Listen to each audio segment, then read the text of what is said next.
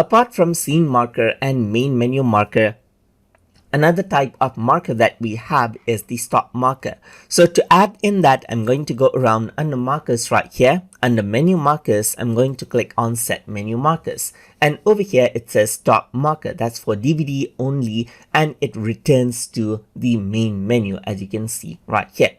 So let's say what I want to do is I want to add in a stop marker right here, just like this, and press OK. And right from over here, it stops. So it stops the video as it reaches around over here, just like this, and then it returns back to the DVD. And let's say I just want to let viewers control out this. Let's say, for example, this is the scene marker. This is where the DVD stops, and only if someone navigates from the menu, it actually they can actually continue with the video from over here. So that is what they can do. So you can go around and stop the DVD right here and let the viewers control it out. That is, let the viewers choose this part of the video manually to see it further.